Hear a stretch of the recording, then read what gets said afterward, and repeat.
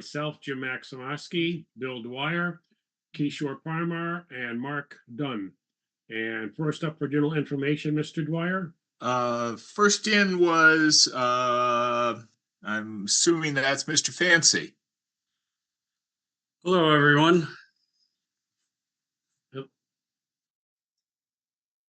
So, yeah, so did you guys get a chance to look at my plan with the revisions? Yeah, are you able to bring it up or do you need me to bring it up? If you could, I'm not at the office right now. I'm at home.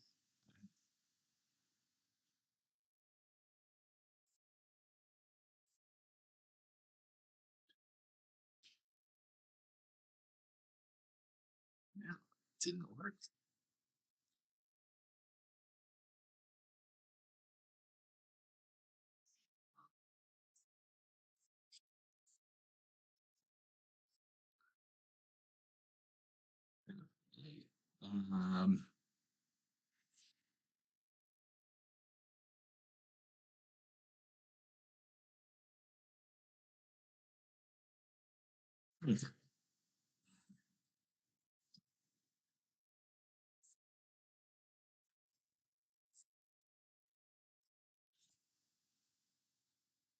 Yeah.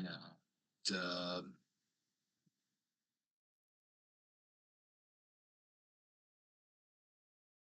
see. Share. And sure.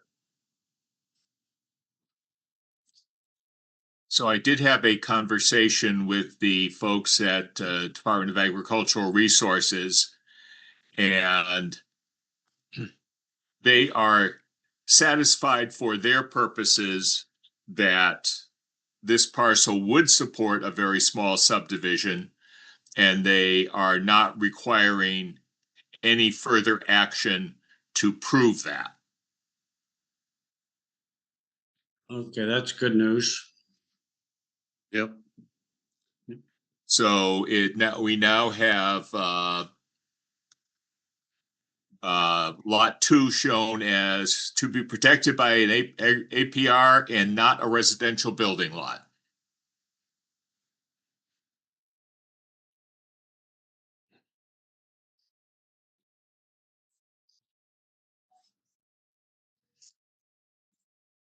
It works out fine, Bill. Good job Thank you. to him.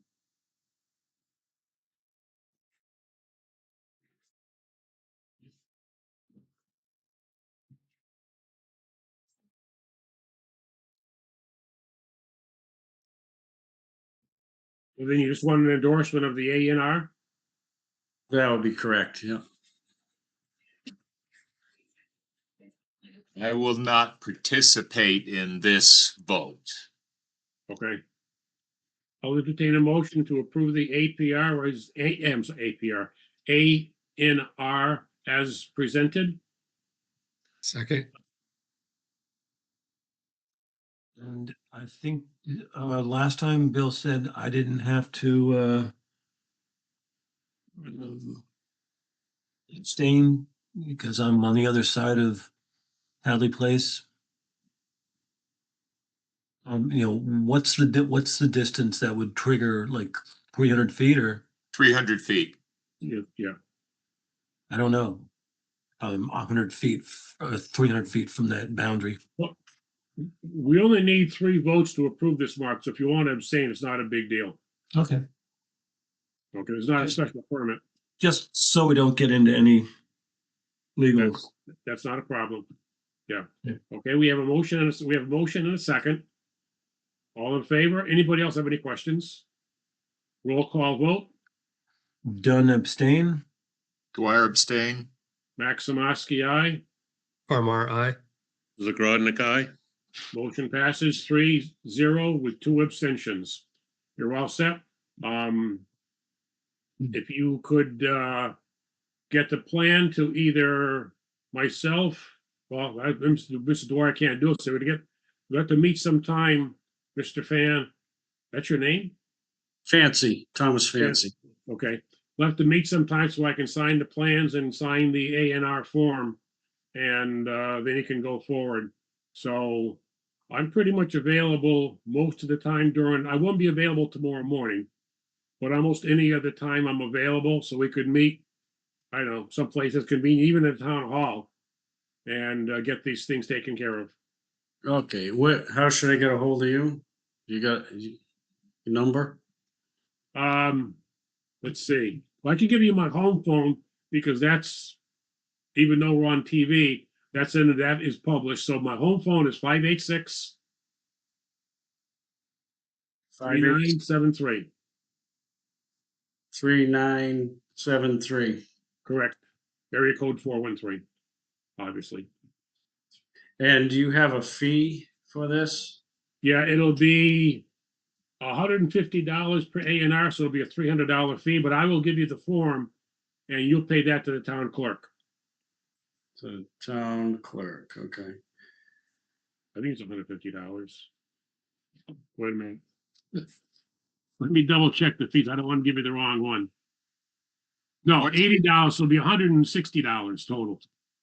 160, okay. 160. And do you require 2 Mylars? I thought I saw that on the website or something. We require 2 sepias, if you would, and the Mylar gets filed with the Registry of Deeds. And however many copies you would want me to sign. Okay, so I think I saw 2 that the town wants, is that correct? Yes, 2 that the town wants. The Mylar go to the Registry of Deeds. Yeah, And whatever number of papers you may want for your clients. okay. Sometimes I sign 10 copies, sometimes I sign 2. So Right. it's all depending on, But the Mylar, you guys keep 1, is that no, correct? we do not keep a Mylar. Well, okay, because the registry only requires 1 Mylar. That's right. That's all we do not require we only require 1 sepia for the 2 sepias, not even a sepia, a copy. 2 copies, 1 for the town and 1 for the planning board. Okay, so. And then, Jasper, you're on here from the DAR. Did you want any copies?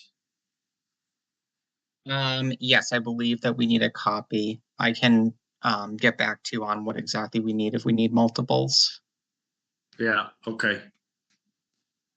Okay, I think that's all. I'll reach out to you, Jim, and we'll get the Mylar over to you. Okay, Okay, thank you. good. Have a good night. Thank you. Good night. Okay, next in was David Wilson. Both I'm a little bit green to them. So, I'm basically, I'm here because 204 River Drive in Hadley, the, Okay. Let me stop you there. You're on the agenda later. Okay. Yeah. Next in was Ailey Johnston. Hi, how are you today? What can we do for you? So I'm with Warby Parker. I was on a few weeks ago and we chatted about my storefront. I'm not able to share my screen, but we did provide a package if you want to share the screen. Okay. It says sharing screen has been disabled by host. Oh, that's not a problem.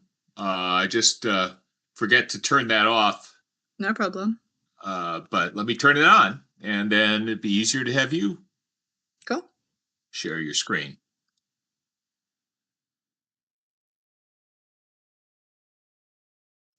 Okay, go ahead.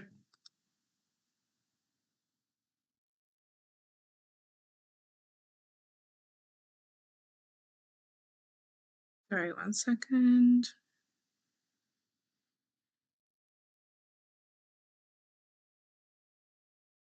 Okay.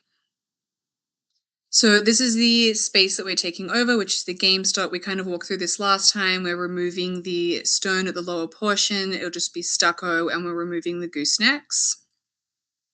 And then this is our proposed final artwork. So it is 2 of our branded colors. It is a navy, what Benjamin Benjamin Moore Winding Waterway, and then also this brighter blue, which is Yosemite Blue by Benjamin Moore. We, as presented last time, we have our navy awning and storefront system, our non-illuminated blade sign, and our non-illuminated logo sign.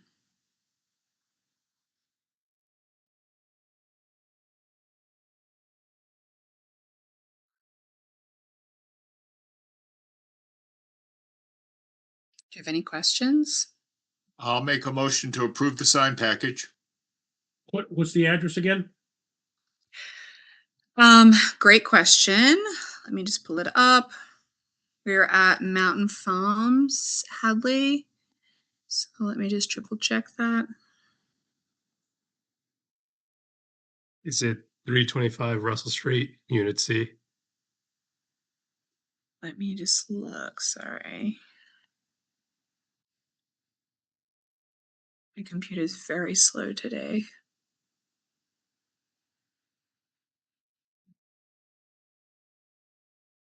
Yes, 325 Russell Street, unit suite 30 is what we have, but yeah, maybe it's two kind of suite numbers.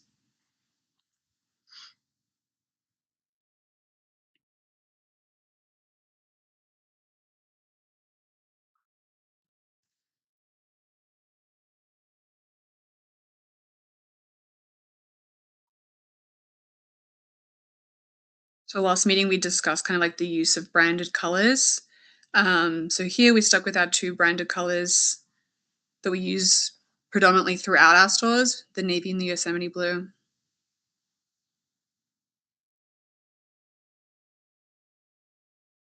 Yeah, I went to warbyparker.com and I don't see anything that shows that the large circles is a trademark. So I don't see that as signage. It's more of just a graphics. That's correct, yes. And as we mentioned last time as well, each store is different and unique. So, you know, the shapes that we use throughout our storefronts will always be a little bit different. Nothing is, we kind of like to make it always unique. So nothing's ever the same. I think Bill made a motion. I'll second it.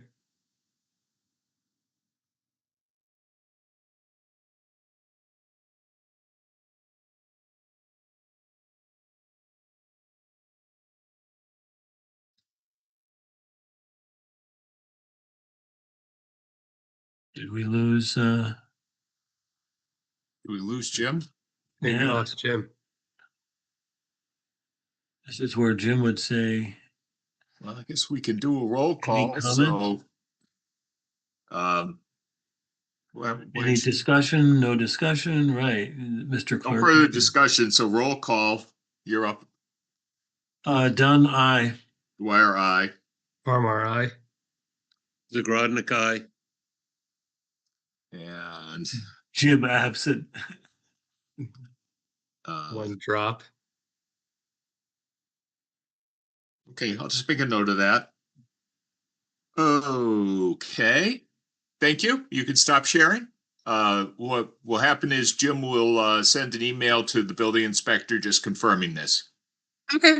And then we'll hear from you like via email or? You can just deal directly with the building inspector from here on. Okay, perfect. Thank you so much. Okay. Next in was Brandon Kubik, who Used to be gone. seems to be gone. So Brandon was also on behalf of Warby. He was our permit expediter, so he might have put himself in line with us. Okay, and you're with Warby? Vincent? I'm with Warby as well, but yes, I'm Vincent with Warby Parker. I'm the construction project manager. While I was on the call, I wanted to ask a question about getting our building permit. So I think we're going on plan review from the department. And they had mentioned that the fire department needs to do an improvement plan and review the file and fire sprinkler scope of our space before we start construction. Is that something that's common within the township, or is that not normally the process for pulling the standard building permit? We are zoning permitting, not, we have nothing to do with building permitting. That is something you'll have to address with the building department. Understood. Have you seen from other projects in town if had issues with this, or this is the standard process, or you guys are you strictly handle zoning and don't We don't get exposure to handle the zoning. process? By the time you get to that stage, you're long past us. Understood. Well, thank you for clarifying. I appreciate it. Okay. Hey, yep. Welcome back, Jim. Have a good night. Thank you, everyone. You too. Take care. We took a vote in your absence. Okay. That's fine. I mean, all of a sudden my internet just got cut out. When I went to reconnect, it says no internet. I was like, wait a minute, what's going on here? So the vote was 4? 4-0 with 1 absent. Absent, okay. Did he have an address on that? 325 Russell. 325 Russell, okay. And either Suite C or Unit 30, I believe. Unit 30, yeah. Okay, good. All right, sorry about that. What? Okay. We have, it looks like a few people dropped off. The Warby brought a crew there. Andrew Bass would be next then. I am here. Welcome. What can we do for you? How's everyone doing? Thank you for having me tonight. And I can go ahead and start, right? You're good to go? Yes. Okay. So we have our office building at 185 Russell Street in Hadley. And this was a house at one point. We converted it to commercial in 2019. And I've had the garage rented out to some guy for about 5 years. He finally moved out, and I want to make that my new office, which is actually pretty simple construction-wise. All we have to do is take the garage door off. We're going to build a wall and put a window in. So I'm sort of here on an informal basis to, I guess, request a waiver. I don't see any reason why we have to have site plan review for this, since we're not changing the footprint of the structure. We're not creating new impermeable surfaces. We're not altering the landscape. We're barely altering the exterior facade of the building by simply taking the garage door out and replacing the garage door with siding to match the existing siding. The existing parking conditions, I went out and measured yesterday. There's about 11 off-street parking spaces for the building. So we did apply for a building permit, but they won't give it to us until this meeting happened. Could you refresh my memory? What was the address on Russell Street? It's 185 Russell Street. It's Okay. a little house there next to the bank ESB.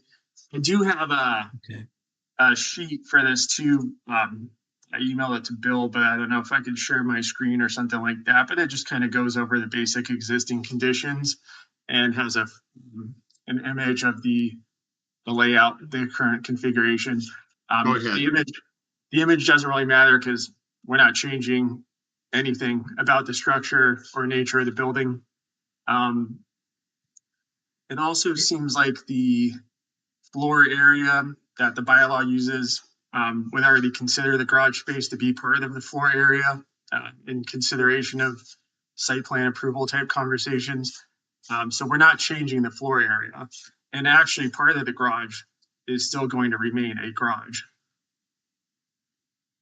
And that's a lot of information, so feel free to. Do you have a site plan, or any kind of a plot plan or site plan? We're not changing anything on the site, so.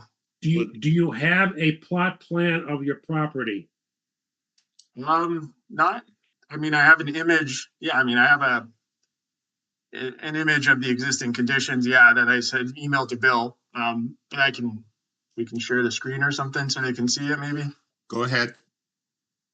Thank you.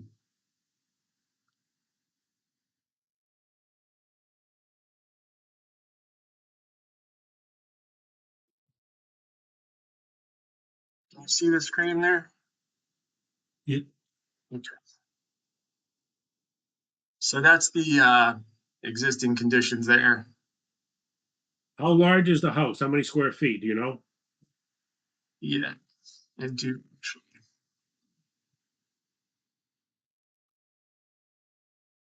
the lot is 19,000 square feet. Let's see. How much? That's a The lot. lot is 19,000 square feet in the lot. And I believe the building is 1211 square feet, but I'm just going to verify that. It's a very small little structure, little ranch. I realize it's not big. I'm just, It's 1,199 approximately floor area. square feet. 2,400. That's a total floor area is 1,199. Okay.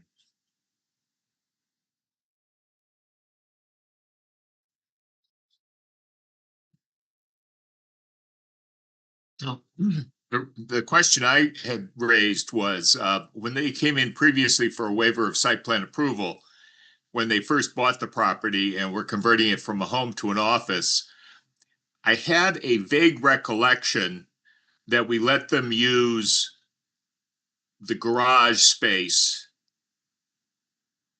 to meet their parking requirement. And so that was really, so if you're at, call it 1,200 square feet, so you need 2,400 square feet of parking. And you have a 19,000 square foot lot. So you seem to be okay. You have the room, even though you don't necessarily need all that parking, it still is the minimum requirement per the zoning bylaw. So we could call some of the lawn reserve parking. It could be future parking too, doesn't it? Just because, Yeah. I mean, as long as they have the space, Right. area to put it in, there's nothing that says they have to install it. Right. It's just that if they do need it, they could put it in. The only trigger for site plan would probably be the alteration of the garage door to a entrance door. Yeah. So exterior alteration is a trigger of site plan approval, but it also comes in waiver country. And I think when it's a matter of just replacing a garage door with a wall, I don't think we need anything more. Colors will remain the same. Oh yeah, it'll look even better than it does now, really. We're just gonna put the same white siding on, new window there, and yeah, it's pretty low impact type project.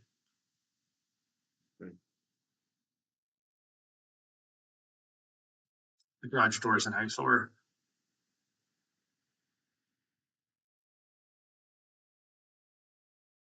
How large is the garage, Andrew, you're gonna convert? Now, what I have here on my sheet that the new, or it's not new space, it's going to be partitioned. So the garage will remain with 180 square feet in the back, and then the little finished spot will be 275 square feet. So 275 plus 180. So it's kind of a 2-car deep garage and you're taking the front? That's exactly right. I think you would be hard pressed to fit 2 cars back to back modern vehicles. But yeah, it was originally whoever built it made it kind of like a 2-car configuration. There's already like a door from the existing office into the garage, and so it all flows pretty nicely.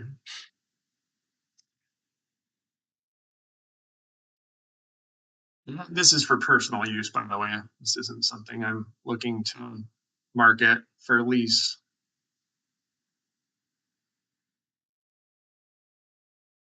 So you're gonna be converting 275 square feet into office, is that right? That's correct. Yeah, I'm gonna make it so that it's habitable for office work. I'm just trying, I want to make sure that I'm reading it correct, that's all. Yeah. Because look, when we write up the waiver, we simply give a very overview description to the building inspector, that's all. Yeah, thank you. Absolutely. Yep, it's 275 square feet. I just measured that, so this should be pretty accurate. I'll make a motion to waive further site plan approval for conversion of 275 square feet from garage to office. I would second that.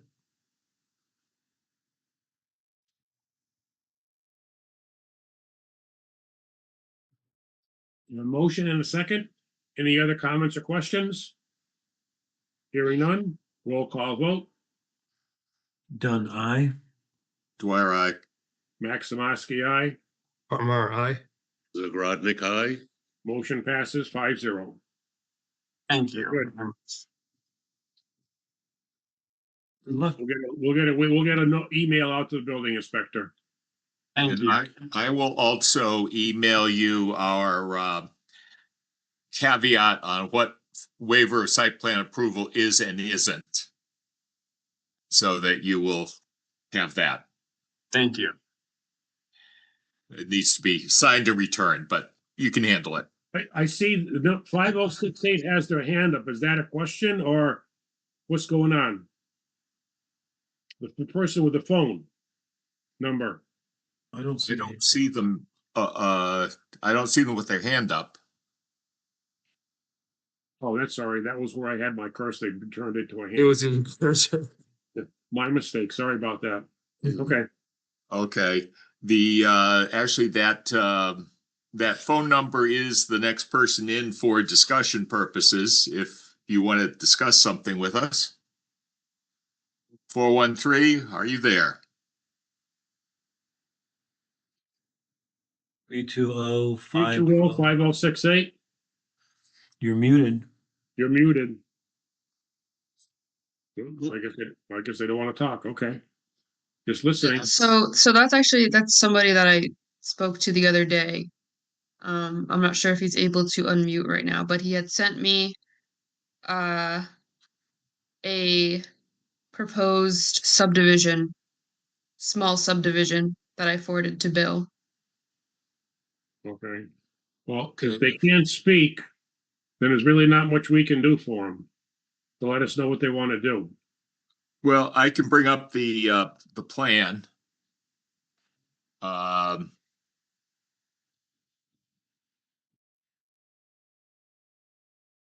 And I think that'd be Richard Costello and Okay. okay, let's just take a quick look at it.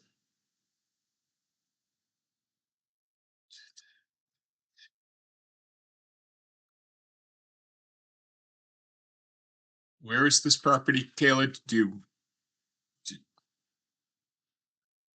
I believe it's Lawrence Plain Road. I'm not positive. Yes, it's Lawrence Plain Road, not around 9 Lawrence Plain Road. It's almost at the intersection. It's in the aquifer.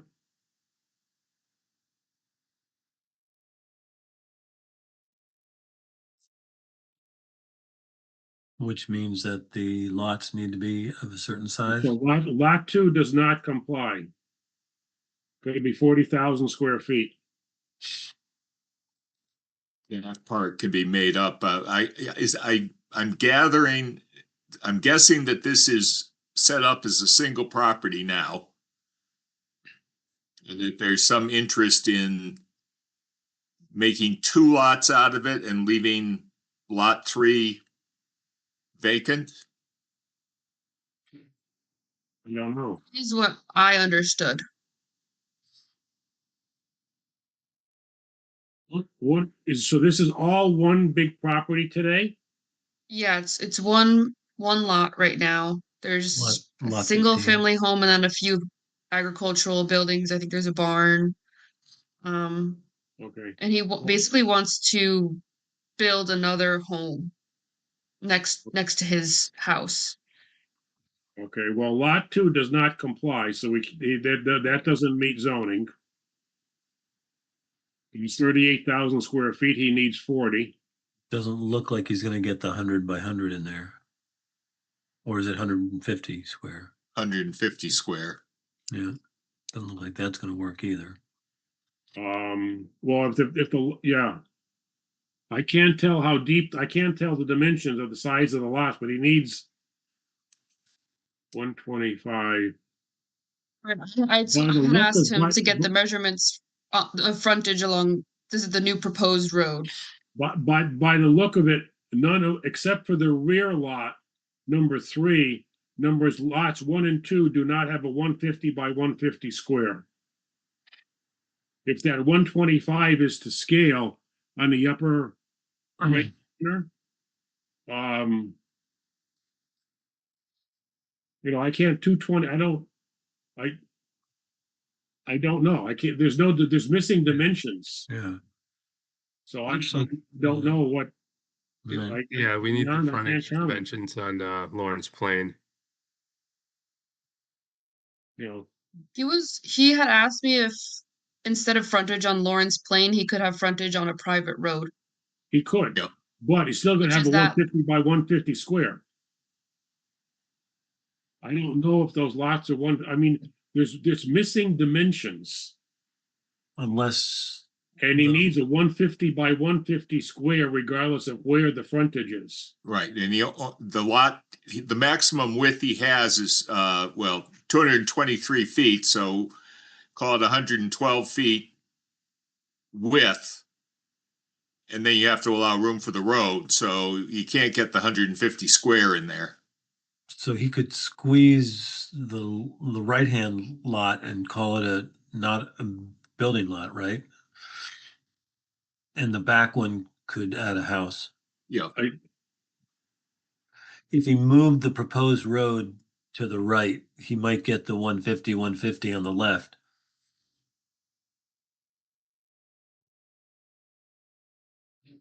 I don't know. Yeah, I mean, if he's only trying to get 2 lots out of this, he could move, it appears, he could move the road south, Yeah. almost to the property line. But he's gonna have to get rid of the greenhouse that's there, which is already falling apart, but I'll be really except for the glass and frame, the greenhouse itself is in decent condition, but that's up to him. So he would have to move the road far to the south, up to almost to the property line. He could get a rear lot out of it and the existing house lot. I don't know what he. Hello, can you hear me now? Yes, we can see you now. Richard, I could hear you all before, and for some reason I couldn't get in, so redial you all back in. Okay. You have the plot plan in front of you, and I'm a little unprepared because I went only to the town hall yesterday. But yes, this original plan was given to me 4 or 5 years ago, Berkshire Design, and they said this is how I could get the value out of my property by putting 3 lots in, and that lower portion where lot 3 is prime farmland, and I would hate to see a house down there. And I didn't really care much about it because I was just going to sell it and move on. But my daughter is now interested in, and well, I'm interested in, we looked for condos for the last year. And my thought and my plan is to divide the lot to put a house in for my daughter. And you can see where I penciled in a square right behind the greenhouse, which I plan on removing, and put the house approximately there. I mean, it's not to scale or anything like that. The house size would be probably under 1,200 square feet with an attached garage of what 500 or 600 square feet, and the stand out front, which was my farm stand at the time, it's in good condition, and I hate to tear it down, but their plan was to tear it all down, actually tear down all the structures and rebuild and and put in 5 new homes, 3 new homes. So I just like to divide my lot up. So my daughter had a place to build a small home for herself, and the lower land, I wanted to keep an agricultural and maybe sell it to William Doctor or rent it to the Root Farm, or other options. When I sell, that lower lot would stay with the existing home and would be used for whatever purposes other than building a house, in my opinion.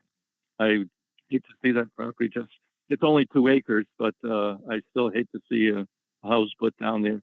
The dotted lines there kind of represent a slope, but they also represent a proposed property line, so I could get the necessary square footage in order to put in the second home.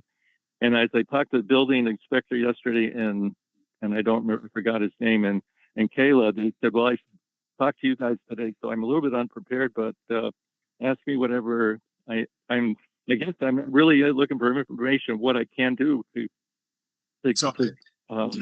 just keep it simple. You may be able to get 2 building lots out of this. This configuration will not work. You mean the 3 lots? The 3 lots won't work. And I'm okay with that. I'm really okay. I just like to get 2 lots. That's all I want. I mean, the front 2 lots that are shown here will not support a building. Neither of them will support a building. Neither of them conform to zoning. If you have that proposed road down the center. Oh, I don't want to. But even if you count so we can't design it for you. You have to. No, I understand that. You tell me what I need to do. That's what I want to know. You have to talk to a surveyor or a landscape architect. Okay. Which I understand you did. You have talked to someone. Well, yeah, but that's like 4 years ago. So I'm Okay. a little, out of touch with everything. Talk to them again, because this won't work. Okay, that's fine. Now, how many square footage do I need with each lot? It looks like he's got 40,000. Each lot 30. needs to be 40,000 square foot. Okay. It needs a what's minimum of frontage? 200 feet of frontage, So he can't do that. A minimum of what? How much? 40,000 square What's the foot, Yeah. 200 feet of frontage on a road, either the existing town road or the new proposed subdivision road. That'll be A combination of the 2? I thought you didn't want that road there. It could be one or the other. Say that again, please. I guess I'm 300 feet of frontage. don't mean to take up 200 feet. I might. The lot now is only 223 feet. Right. So you need to create a road on paper to create more frontage for a second lot. So Okay. you do need a road, but because of how the road is laid out, you also need to fit there has to be 150 foot by 150 foot free area for the house in there. And neither of the parcels shown on this plan have 150 foot by 150 foot. right. You don't have space for it. Without going back into the agricultural. You may be able to create 2 lots by changing where the road is, where the layout is. But you're going to have to go further back, and you're going to have to,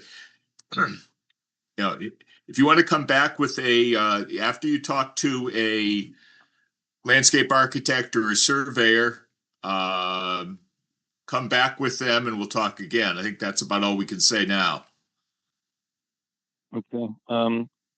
Can I get if I go back to town hall, can I get all those exactly? It's Yes, you 4,000 and It's all online. It's all online in the online zoning bylaw. okay. I'm sorry to take up all your time, and I was, like I said, totally unprepared, but Okay, so you think you think it's possible to do this? It probably, it appears it could be, yes. It may not be the configuration you want, but it's possible, it appears with the amount of land you have, it appears you could get your 2 building lots. But you're gonna go further back, I suspect. Okay. Yeah. Further back with the structures, the house, you mean? Well, to get to 150 by 150s. Oh, okay. Does he need, So oh, what is, yeah. one more, when you say a paper road, was it just has to be drawn on paper? What we mean is, by paper road, it means that you draw it on paper that this is where the actual road will be. But you don't need, because you're only going to be serving 2 building lots, you don't need to put in a full subdivision road. You could put in a narrower driveway and everything else and meet some other dimensions. But you don't need to put a full subdivision type of a road in, which is very expensive per linear foot. But on paper, says this is where the road is and this is what you have. If you follow what we're saying. When I finally got to you, somebody was saying that I could put the road on the south side of the greenhouse, and that would be a better option. Again, that's something you got to draw on paper with either a surveyor or landscape architect. You have a number of options here. You just got to figure out which one suits your needs the best. Well, just as long as I'm in compliance with the zoning. So, okay, I understand now. Thank you. Sorry I took so much time away from everybody else, and I appreciate your time. Thank you so much. I have a question. I have a question for my colleagues that might be helpful to you because I'm not clear on it. If he only wanted to make 1 buildable lot and he's going to keep his there'll be 2. Oh, yeah. Right. But if he keeps his existing house, can he make a lot that doesn't meet or that's non-conforming? Because he's not going to build any more on it. To qualify for a subdivision, you need 2 lots minimum. Well, I don't want a subdivision, don't I? Just want another building lot. You have to. The only way to get there is to go through the subdivision process. Because you don't have the frontage. I get it. Yeah. And the frontage is how many linear feet again? 200. Yeah. 200. I thought it said 150. Well, there's a box. It's a 200-foot frontage, but you need to be able to fit a 150 by 150 square. Oh, I'm sorry. Okay. Okay, because sometimes you get 200 feet of frontage, you can make a really funny looking shape. So it's like almost like a triangle. So that it may have 200 feet of frontage, but it's not deep enough. If you okay. Right, I do. Much appreciate all your help.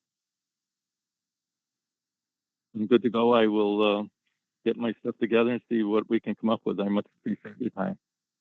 Okay. All right. You all have a good night. Great. Good luck. Thank you, Kayla.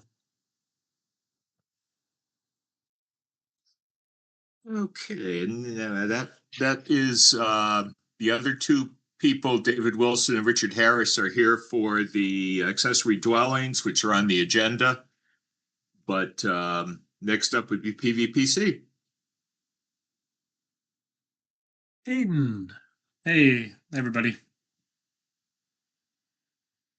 So, hi. I'm filling in for Kyle since Kyle has left, and I know it's been a little while. To be honest with you, I didn't get too much of a chance to touch base with Kyle on specifically the Hadley Planning Board tasks before his departure, and I spoke with Ken Komiya briefly, and was able to talk to him a little bit about the projects that Kyle was working on, but honestly, I'm not totally up to speed on the status of some of these. I do have an internal folder with documents that he was working on, but I'd love to get your thoughts on where things were left off, if you recall, as far as fiscal year 26 projects are concerned. Okay, So- so, well, first of all, I mean, I don't know how much I don't believe you've ever been to the Hadley Planning Board meeting before, correct? I have, but it's been quite a while. Okay, as a brief introduction, just go through. I'm Jim Maximowski, the chair. Mhm. Bill Dwyer is the clerk. Joe Zagrodnik and Mark Dunn and Kishore Parmar are the other three members. Mhm. And as a very quick overview, between Bill, myself, and Joe, there is well over 100 years of experience of planning board. Mhm. So we've been on it for a while. Enough Yeah. said. heard Even about Mark that. Dunn has quite a few years, and Kishore is the newest member. Mhm. So, enough said about that. Yeah. As far as where things have been, I'm sure you know we've been working. I think we were one of the first communities to work with PVPC on this type of, I guess, I don't know what the right word is, as a helping hand to us, Yeah. as a, Mhm. as an advisor of various different things. And it's Mhm. worked very well for us. And I guess you've expanded that to other communities in the region. And that's wonderful. We're glad that it's been so successful. And we're Is that the DLTA or is pleased that to work with something? you. Yeah, pleased to work with you all as well. I think that's referring, Mark, to the Planning Board Assistance Program. Yeah, so that's not the same as DLTA. Okay, No, that's distinct. Mhm. okay. Yeah. Well, thanks, Jim, for that. That's really helpful. Yeah, I am familiar with some of you. I don't know that I've actually formally met all of you, but Bill, I have met you in person. Kishore and Mark working with you two on the 40R work. But Joe and Jim, nice to see you again. It has been a very long time. And yeah, thanks for that introduction. So if you have the agenda handy I that do. I Looking at it. emailed you, you see that I do have a list of ongoing stuff in there. Yes. So there was a work program attached to the contract, Mhm. although we tend to depart from that pretty quickly. Yeah. And Kyle had been working on a permitting guide, wrapping it up, I think. He was going to get some deliverables to Kayla, and I don't know. I have those. And Okay. You Yep. do have this. yeah. So does that mean Kayla is the permitting guide, or all of you is the permitting guide something that has been completed, or do you see that there's additional work needed on that? From what I understood, we had completed it. Great. Okay, that's fantastic. We may need to introduce it to the public, Mhm. to the town hall public, but they've got a few other things on their mind right now. The events and venues, that's been a bit of a sleeper. We had some issues with a few places, mainly with parking, and that sort of ebbs and flows. You're working with Mark on the 40R. Mhm.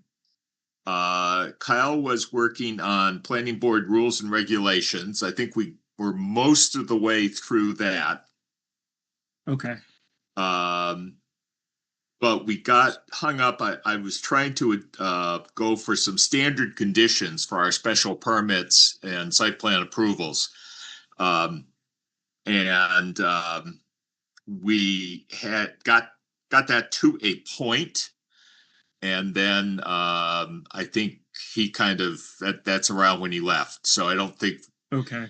So tell me, I don't know what your experience, what your planning experience. Have you worked in municipalities?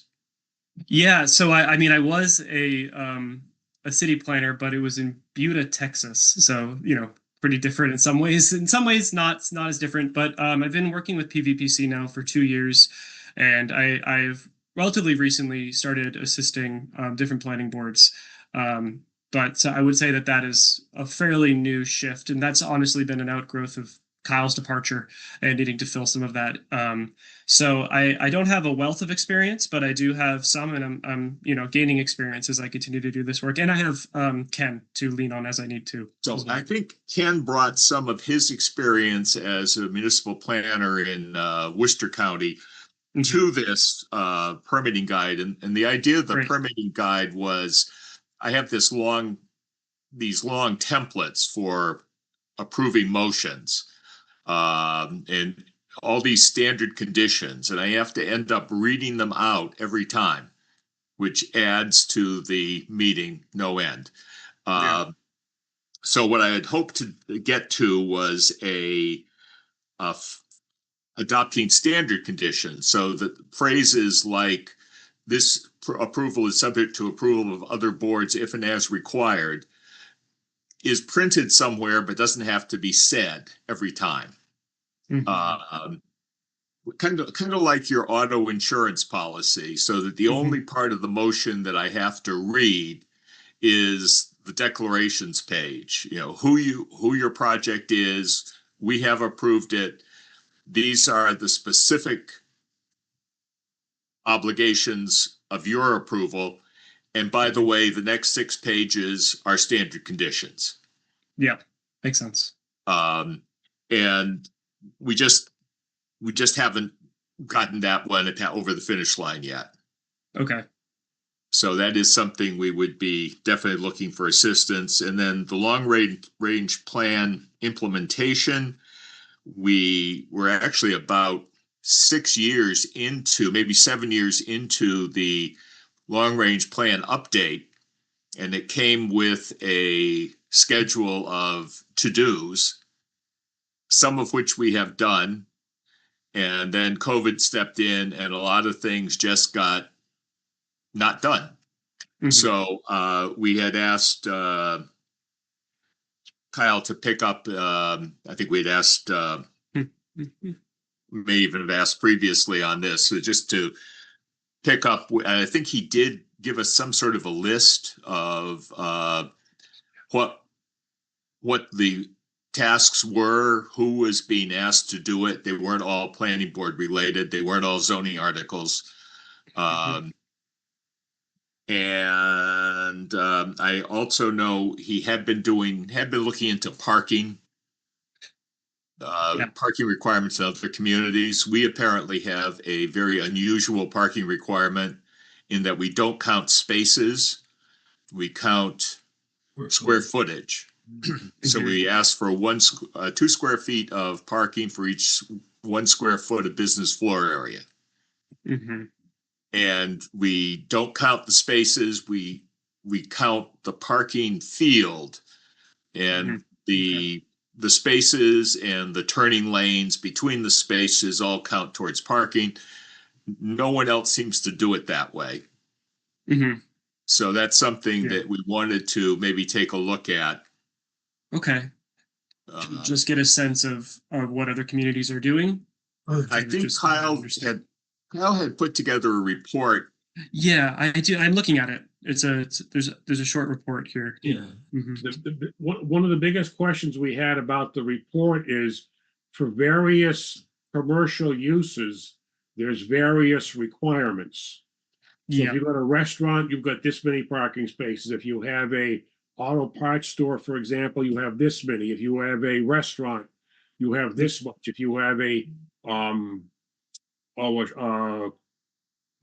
like a big shopping center, grocery store, you have this, and they vary.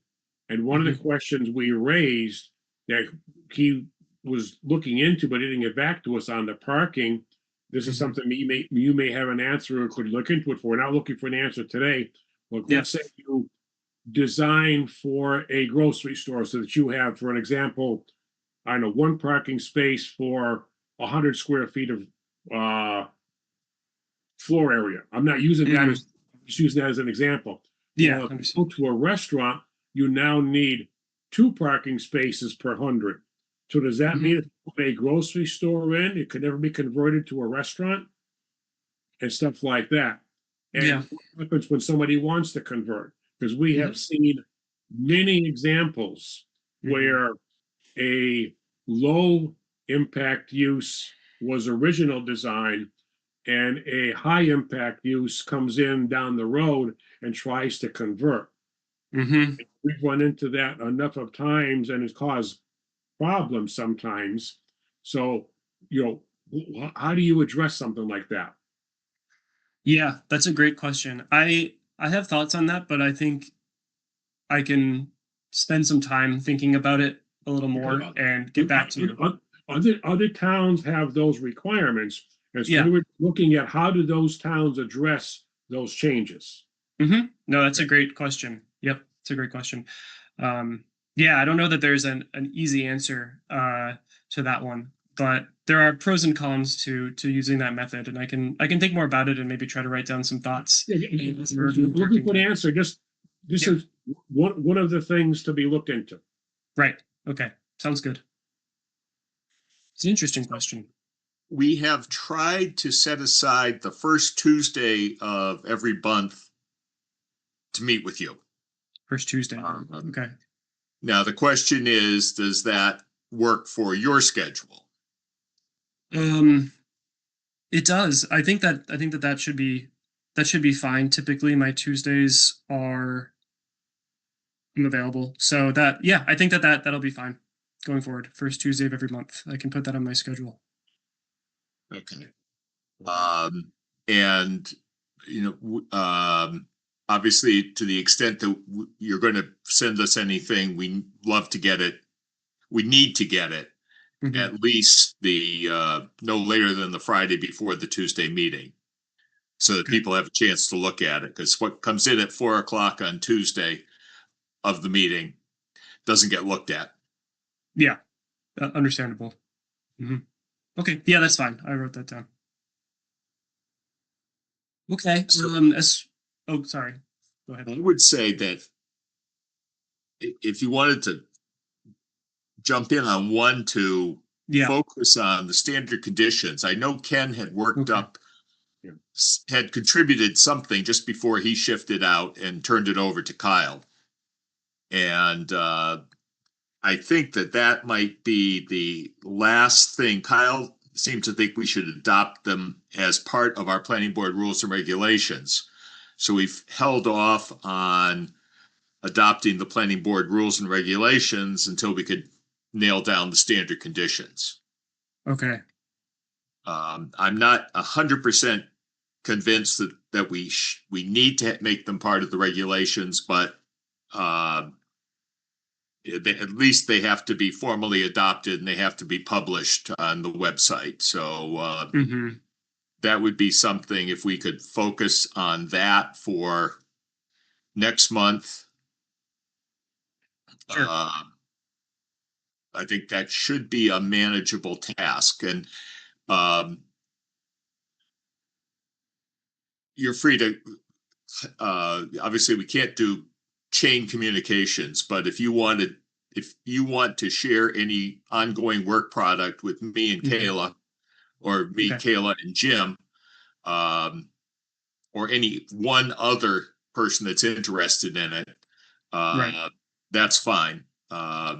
And if we can, since I write up most of the decisions, I make most of the motions, they're my templates, I'd be the one that'd be most involved in that particular one.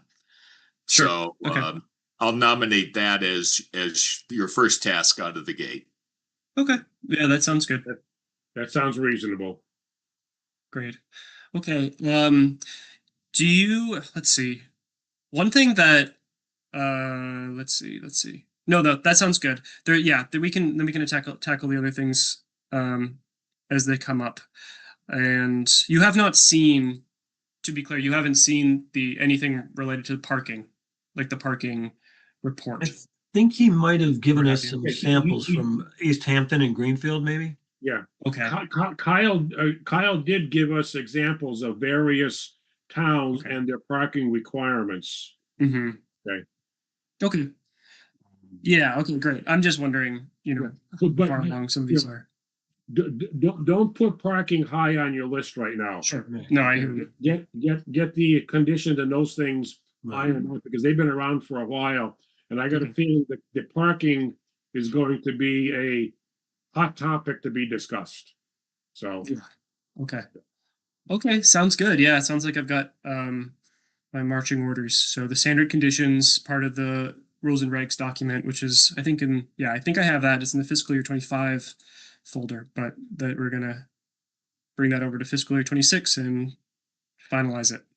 Sounds So good. further down on the agenda Mm-hmm. is the discussion item on the various zoning articles we're kicking around for possible Springtown meeting. Oh, okay. And I think we're pretty comfortable with where we stand on all of those. But that's an area where we would frequently turn to you for help if we feel that we have to craft a bylaw and to address a new concern.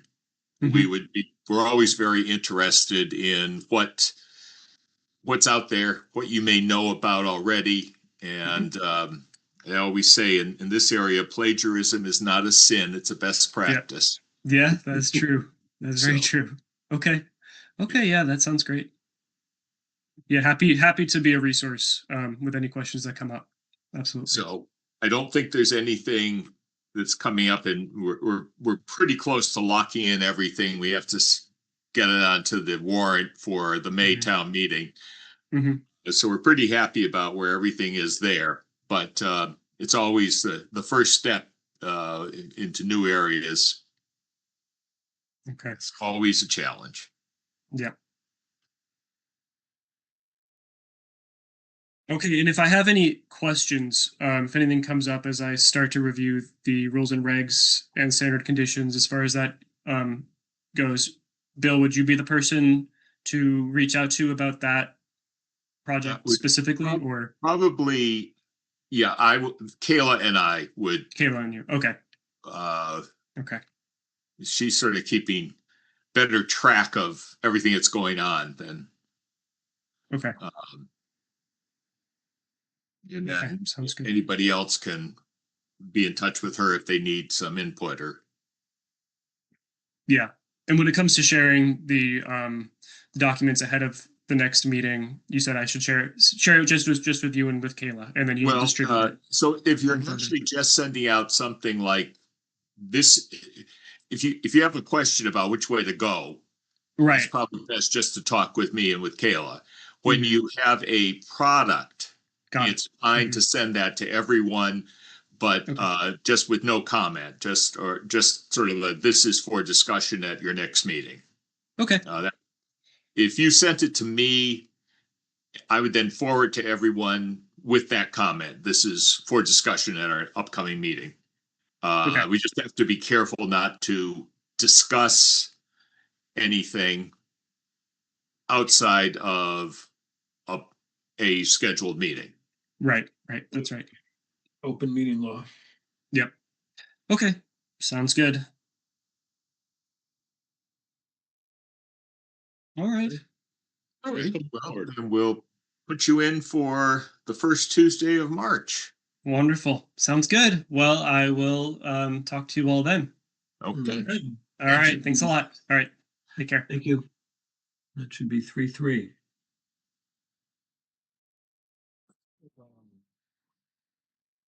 Okay, that brings us to our.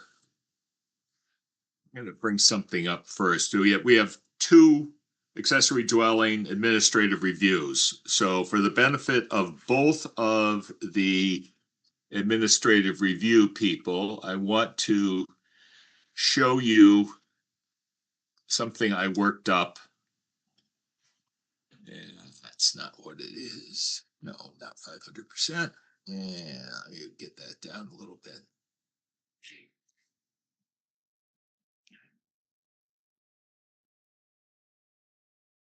Okay.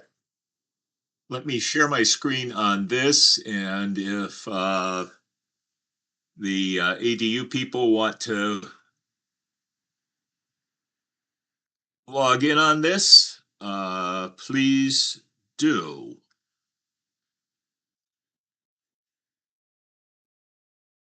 So I have worked up this sort of summary of what administrative review is and isn't. So assuming we do approve the project based on meeting minimum zoning, Can you zoom in? that is not a green light to build. You still have to go through all the other departments that have jurisdiction. We just want to be sure that everyone is aware of that.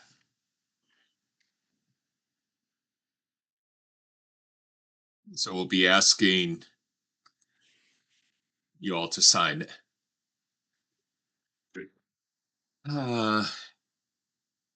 And with that, 68 North Maple Street is the first one. Sir. Mr. Harris, do you want to share your screen? And let me get the plan there. And let's see, share.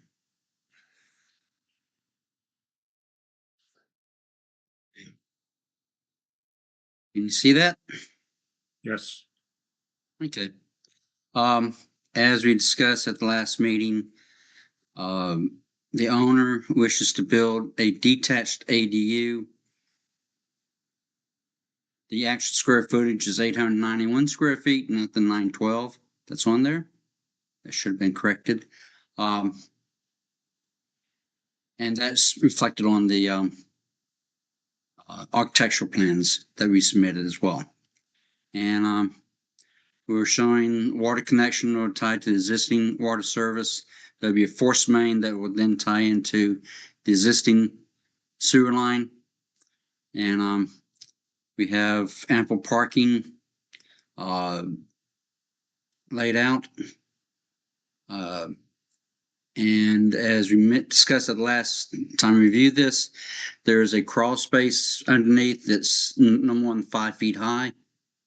So it's not a basement, it's just a crawl space for utilities servicing. And that pretty much addresses everything.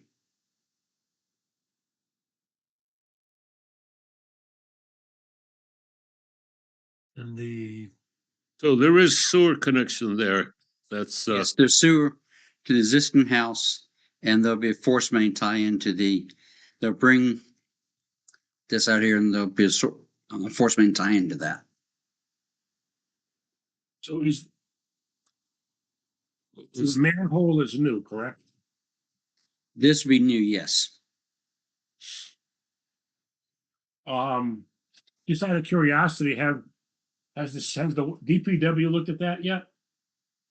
I know Rob Levesque has talked to DPW a number of times. Okay, so you're the sewer line that let me ask a question. You're gonna propose sanitary manhole. Is that sewer line existing? There's this line here. This is existing, I understand. This force main will be constructed. So let me see. Let me be sure about that. Yeah. Yeah. Approximate location of existing sewer lateral is right here. Okay. Okay. All right. Because I know the sewer regs request an existing sewer line be utilized, and that's what you're doing, just putting the manhole in for a connection. Correct? Yes, sir. Okay. That's fine. Are you tying into the water from the house? Yes, sir. Okay. Okay. And the proposed building is, you got 912 on there. Is it going to be that? Is this going to be 891 square feet? If you look at the 891, that's on the architectural plans. Okay. Okay. Right. So I just have a question. You don't call out the setback from the northeast corner of the ADU to the property line. There's a setback line here.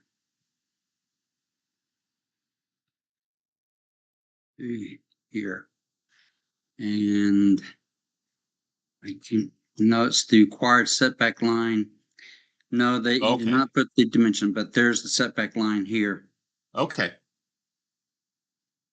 No, it's a 15-foot side yard setback. That just seemed to be the closest point because of there's a little odd geometry of the lot. But there's a line right through here that shows it. Okay.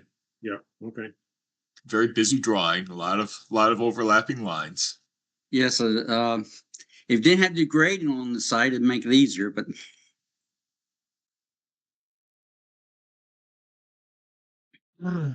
And did we have elevations or?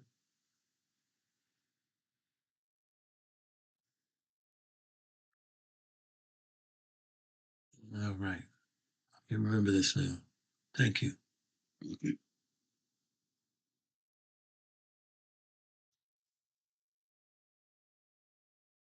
That is the ADU or that is the existing? that's the ADU. Okay. So it looks like a screen porch and a second floor. Mm-hmm. Little spot up there. There's a floor plan for it. Little loft area. Yep.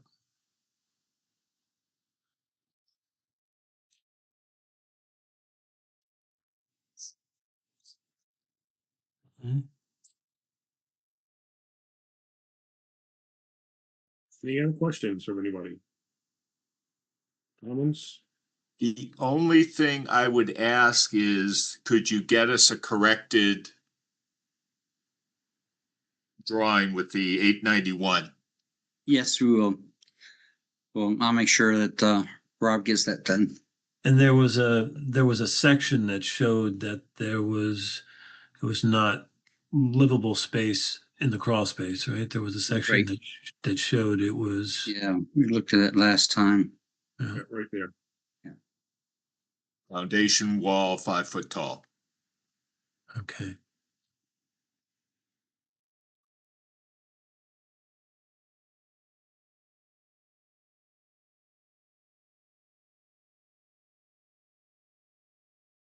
It was a service space. That's why there is a bulkhead for emergency egress. For utility access and stuff, yes.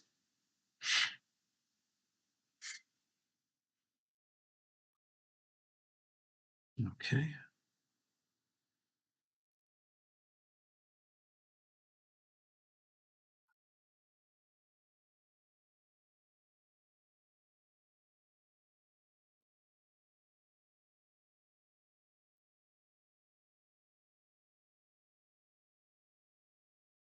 So I'll make a motion to find that the administrative review has been satisfied, subject to revised plans to show 891 square feet. Second. Motion second. Any other questions or comments? What was the street address number again on North Maple? 68. 68. Thank you. That's my only question. And we fully understand that planning board approval doesn't negate having to get everybody else's approval. Permits as required. Yes, I'll get that out to you. There's a motion and a second. All in favor, roll call vote. Dunn, aye. Dwyer, aye. Maximowski, aye. Farmer, aye. Zagradnik, aye. Motion passes unanimously. Thank you. Yes, good luck. Thank you. Have a good night. You too, thank you. You're gonna write that up, Mr. Dwyer? Yeah, I'll write something up. Okay. If you want to just put a standard form together and give it to me, I'll take care of it from now on. Yeah, I'm trying to So, work. and if we're just using the ADU form that you shared, Bill, I could also send that out, Okay, the signed copy back. that would be to to both Mr. Harris and Mr. Wilson.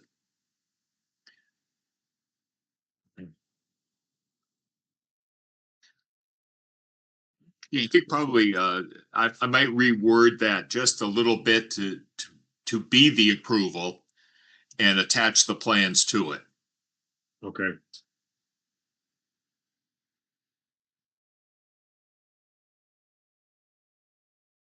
Mr. Wilson? Evening. So as I started earlier, I'm a little new to this. I'm gonna run you through the site plan for 204 River Drive in Hadley. 204 River Drive has an existing detached garage unit that is 22 feet by 14 feet. The homeowner proposes that he wants to convert that into an accessory dwelling unit.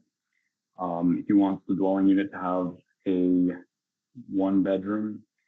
It'll have a room and a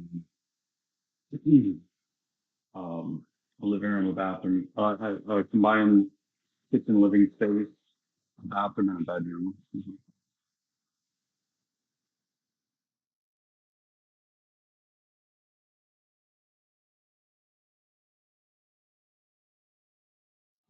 Right, I have a little guy in each. He's joining us for the meeting. So I'm just, for, mm,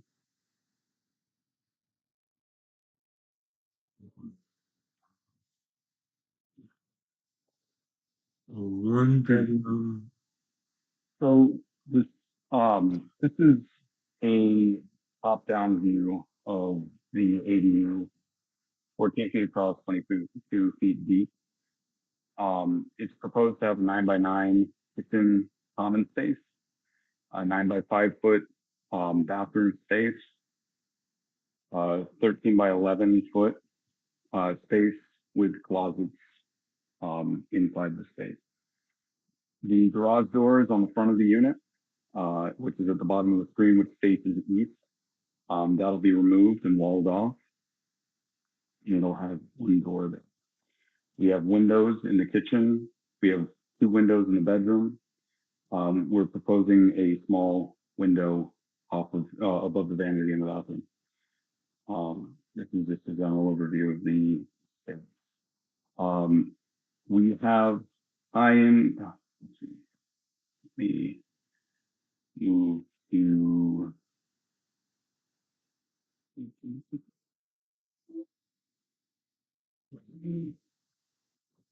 where is it? The going back to the slide. So this is the Access GIS.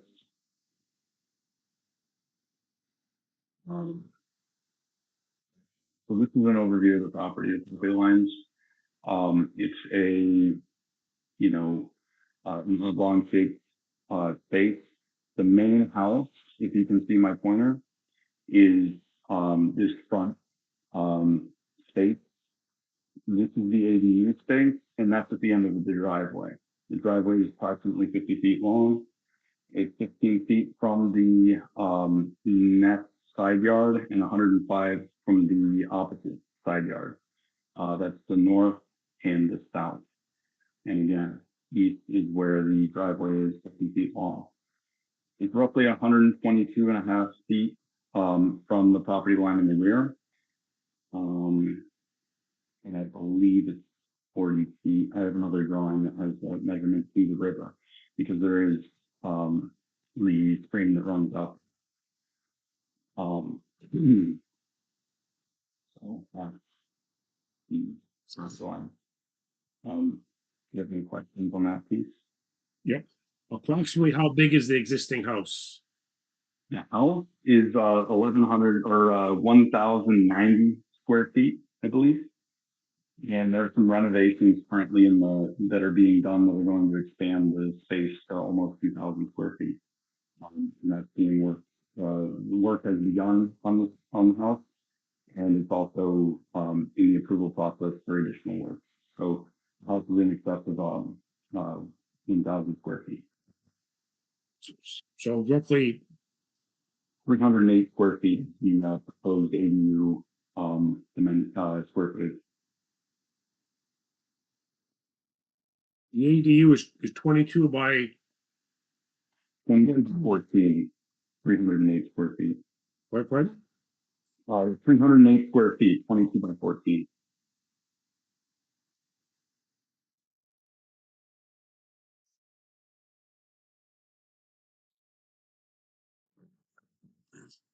Okay. It's over Okay, now, what water and sewer are gonna be served, come from the house? yeah. So currently, moving into that. These are the plans. I contacted the DPW, and the plans that they provided are from the 70s. It shows the tie-in point is on the north side of the house. It's about 75 feet and 69 feet, and it services on the back side of the house.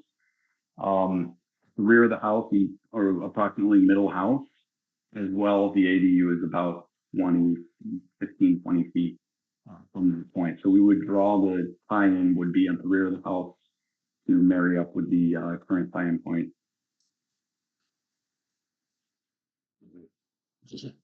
Is that close to the outlet of the dam that goes into the Connecticut River, the stream there? No, it's just at the turn as you go north into North Hadley. It's just before the bridge over the Mill River. Yeah, You can see just from the turn. The old house farm is almost across the street. Diagonally. But the contour in the back there, I was just wondering about that.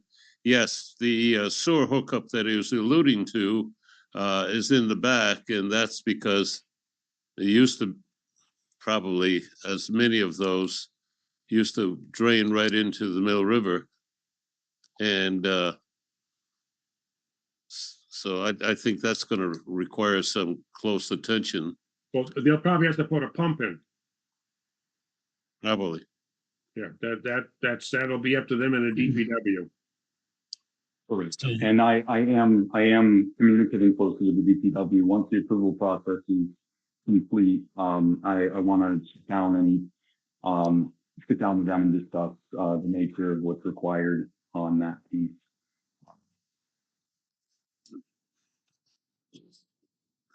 If he was building that today, he probably wouldn't get away with building because he's gonna be right into the water, the zone. But because it's an existing building, he's, I don't know if he needs any kind of conservation approvals there or not to put that house in. Yeah, you noticed on the previous slides, the 127, 122, the floodplain numbers.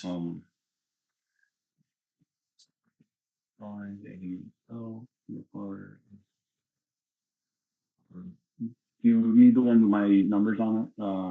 That one right there. This one right here.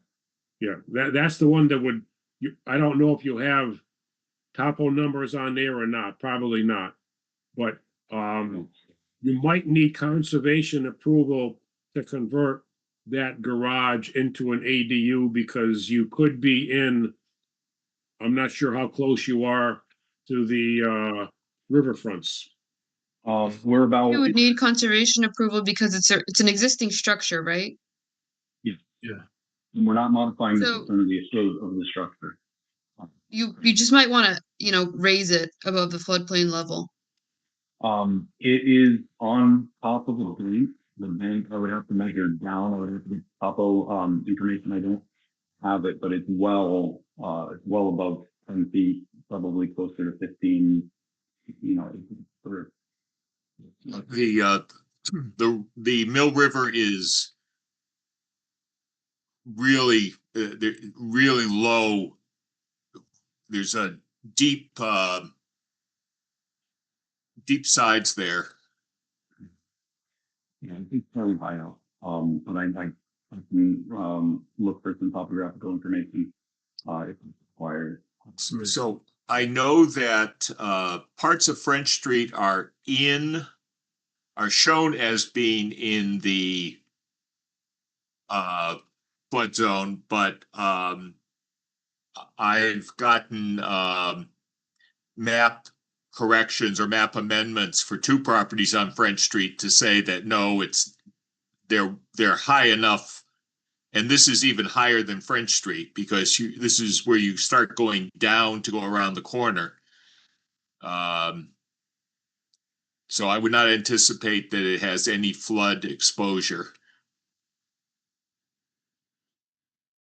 That's a good bit of history. I was waiting for that one to come up, Bill. And the other historical part, the old dam used to be just about where we're talking about in the back of the garage.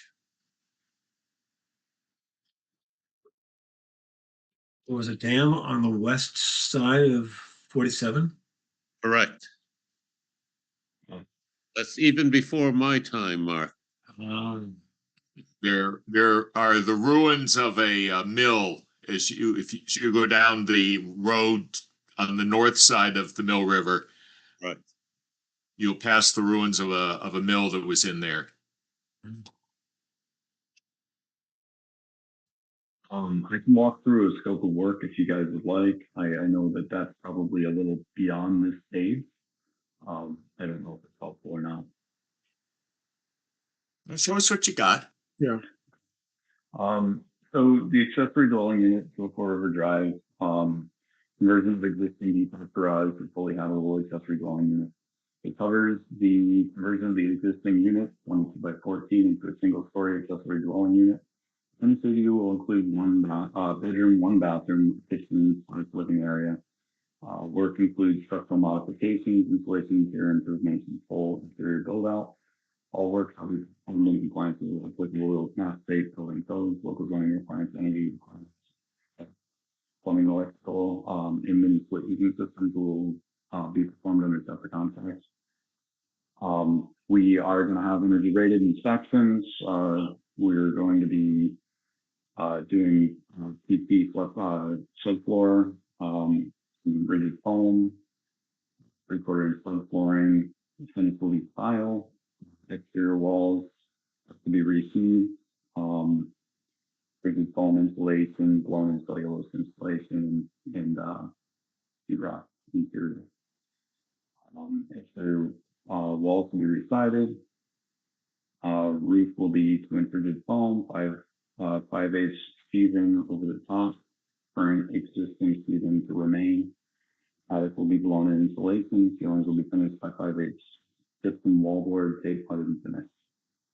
Energy testing will be did multiple times throughout the process by a certified person. The layout will be 12 by 11 bedroom, which is in the rear on the west side of the structure.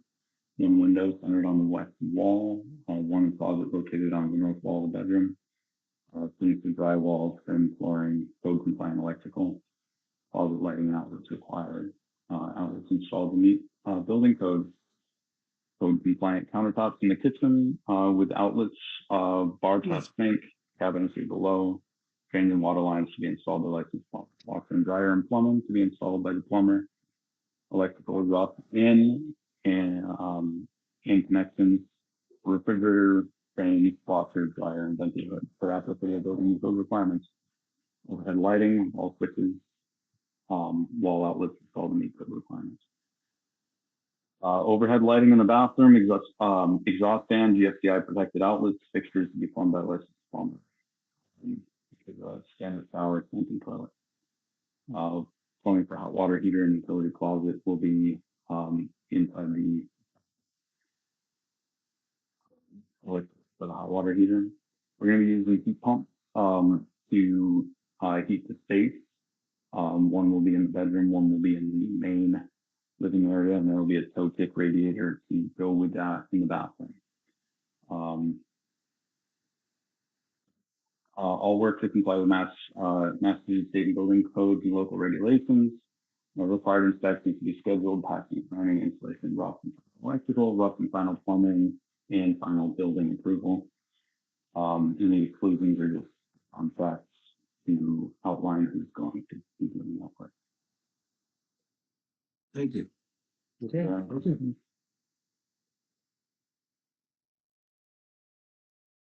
Any other comments or questions from anybody? Hearing none? So I'll make a motion to find that administrative reviews is satisfied. Second? I'll second. Motion second. Any other discussions? Hearing none, roll call vote. Dunn, aye. Dwyer, aye. Maximovsky, aye. Farmer, aye. Grodnick, aye. Motion passes 5-0. Thank you. You can stop sharing. Figure out how. I'm not. I think if you drag your mouse around the bottom. Oh, I see, right. Yeah. Call the deep book. I just want to, this is from Google Earth.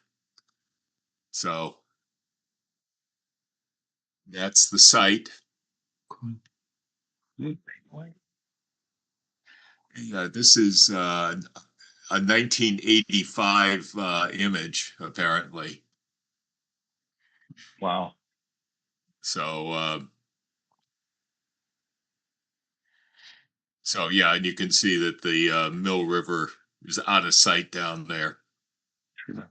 Or yeah, it's fairly low. I was actually surprised how low it was off the rear of the property. There's a pretty solid bank, I think.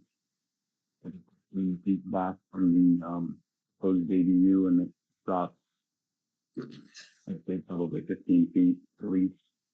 Yeah, it is a tight site, and it's a bad traffic site, but that is not a consideration for ADU. Right. Well, thank you. Okay. Awesome. Let's see. Next up, we've got a couple of invoices to pay.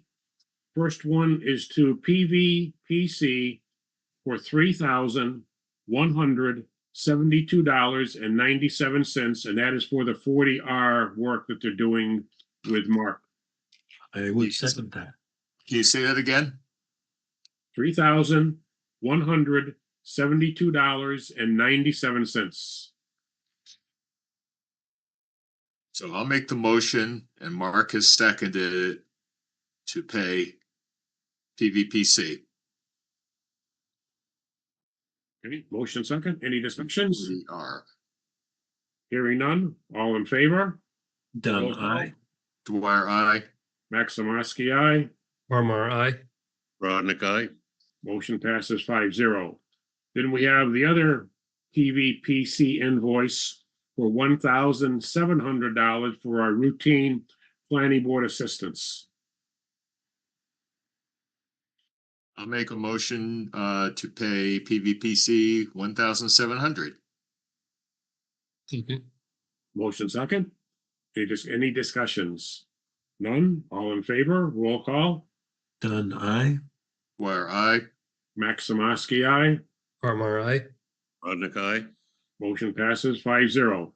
Now, just as a point of interest, PVPC got us the invoice for 40R. For whatever reason, they were late getting it to us, and they wanted it approved before the end of January for submission to something. I don't quite understand it.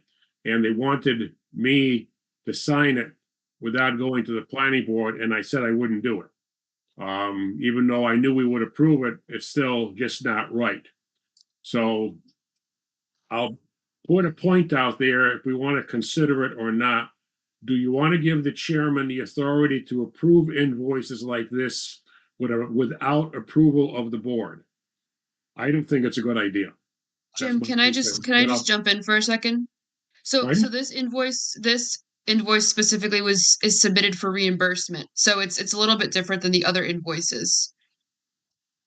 So maybe, do you want to discuss if the board wants to give you permission to sign off on invoices that will be reimbursed or in general?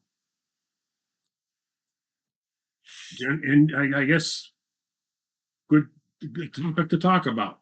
What, do we want to do that? So what was being reimbursed? It was The 3,100, expenses? the 40R. That was one we got that, a secondary grant for. Okay. So that's actually covered under the grant.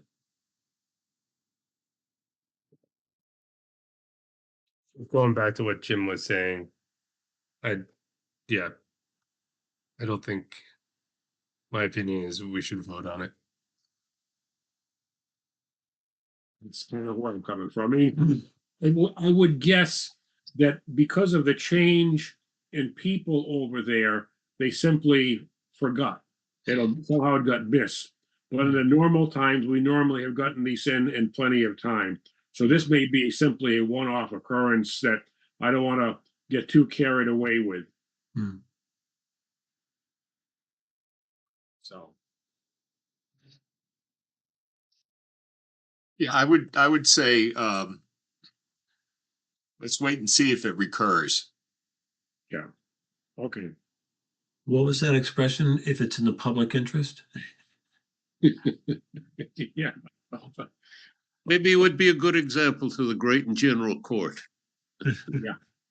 Oh, next up, okay, so we've got both those approved and signed. I'll get those to Kayla so she can submit them for payments. And the other one, we've got our 5 zoning articles. And we never made a motion at our last meeting to go, we all agreed that they made sense. But I'm looking for a motion to put all 5 of them or exclude any one of them on the annual town meeting warrant for May. You want to submit all 5? They were all fully baked. Well, that was the ADU. Modifying the definition of accessory structure to be 350 square feet or less. Getting rid of the 75,000 square foot in the building, in the maximum allowable building size. Changes to the lot with getting rid of that last sentence. Changing the solar bylaw wording about the screening that we talked about. And those are the 5. Okay. And the removing the 75,000, that was in the commercial? Yes. Yeah. Yeah, that's in the, that's basically, the only place that really affects right now is the Route 9 business zone. The other, well, and the industrial. The other areas, the north and south, the limited business and the business on Route 47 South, I don't think there's any lots big enough to put a 75,000 square foot building in, but I could be wrong. Not yet. But, and no sewer for it either, Right. Yeah. at least on the south side. So, okay. Actually, with the width of those zones, it would be a very long, narrow 75,000 square foot. yeah. Yeah, because in the limited business, you're limited to a building size of so many square feet. And in the South 47, you can put any business in there, but you can't combine the lots to make one large lot. So if you combine, say, 2 3-acre lots, you'd have 6 acres, but you couldn't put the building that would support a single 6-acre lot. The way the wording is described, you could not put anything bigger than 2 3-acre buildings. And by the time they get through with parking and everything else, I don't think 75,000 is going to fit on 3 acres. So you can't buy adjacent properties and combine them into one larger lot. You can buy properties and combine them, but you can't combine them with the intention of putting in one large building. Huh. Okay, so if you got two, I'll use a 3 acre lot, you could put in a building that would support 3 acres and a building that would support 3 acres, but you couldn't put a building in that would support 6 acres. This was to promote, Mark, this is to promote small businesses. Yeah. And not extend the concept of Route 9 along Route 47. Sure. Okay. I get it. So those articles are ready to go on the warrant Yes, with our blessing. yes, and yes.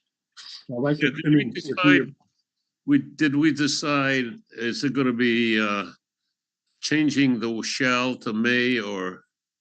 yeah, that was all worded. We got that wording laid out, Joe. Okay, you did, all right. Okay. What was the final decision? I don't recall. Does Bill recall? Something along the lines of the planning board may require reasonable screening. Not shall, yeah, okay. All right. Let me, just so we're not, Do you want to bring them up real quick? I'm gonna.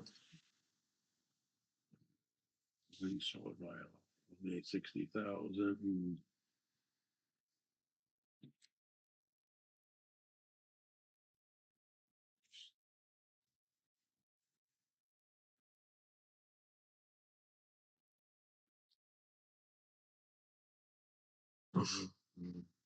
I doubt anyone cares, but I got my hearing back.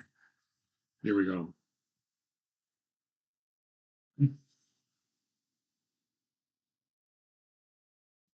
You see, that would be this one.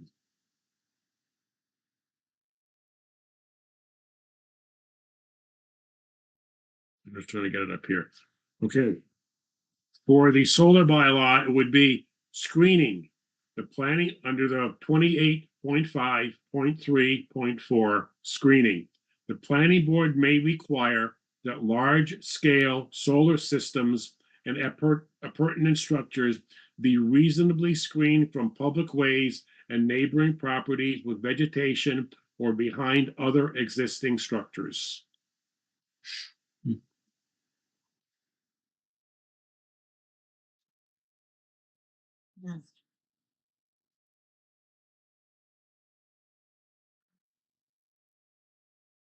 Okay.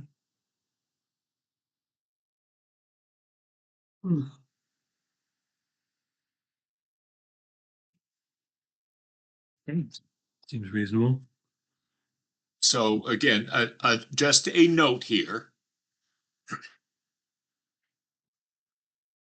We can, yes, we can vote to advance them. But let's just remember that they still have to go through a public hearing Yeah. before they get to town meeting. Okay, right.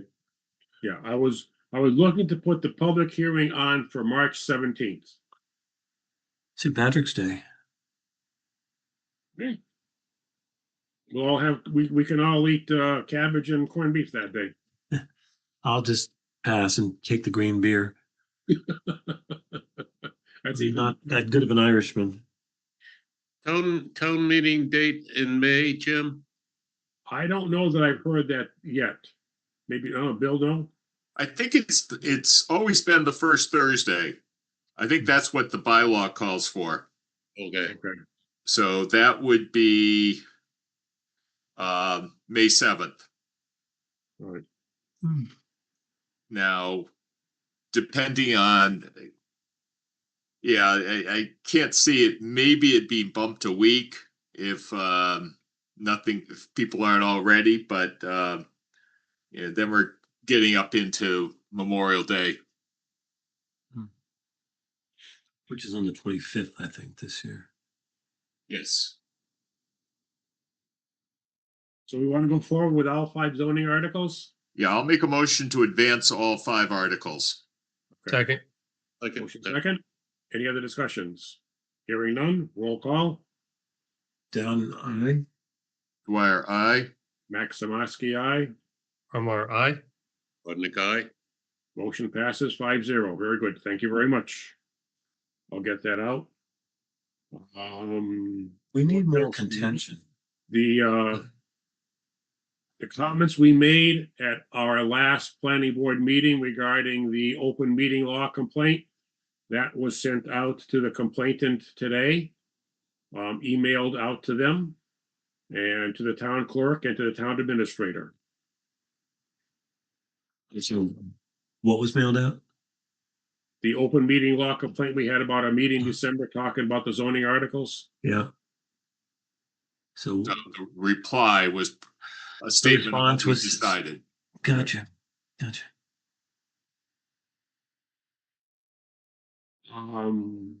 Actually, I think it's okay to share that in the meeting. Well, actually, that's not on the agenda, so. Okay. Yeah. Just an update on that. Yeah. Okay. Leave that alone. We have nothing else. Do I have anything? I have nothing else. Anybody else have anything? One thing I just wanted to bring up, would you want me to add the application forms for special permit site plan approval onto the planning board website, just to make it easier for people to access them? Yes, if you could, that'd be great. Okay. So I'll add the special permit site plan approval application form and then the subdivision approval application form. Okay. We probably want to put the subdivision regulations up too, if they aren't already. Yes, that's a good idea. I'll add those as well. And maybe also coordinate with Jessica about that, because they probably belong on the in the online. Actually, I don't know. Talk to Jessica about whether she would want to have the subdivision regulations added to the online municipal regulations, or whether it would be enough if they're just on our website. Okay. And there's a PDF version in the flash drive that I gave you. Yep, I have those. Remember also, if you haven't taken the time to read them page by page, that there are a set of forms that are exhibits, attachments to the subdivision regulations. In fact, that's probably where the subdivision application, it's more than just one. There's a preliminary application, there's a definitive application, but there are a half dozen forms that are part of the regulations. Sure.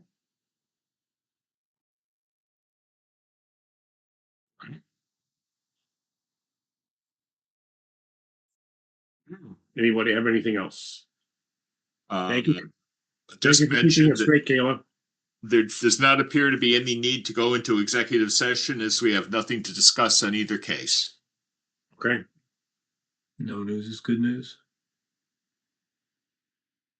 Did you say motion to adjourn, Mark?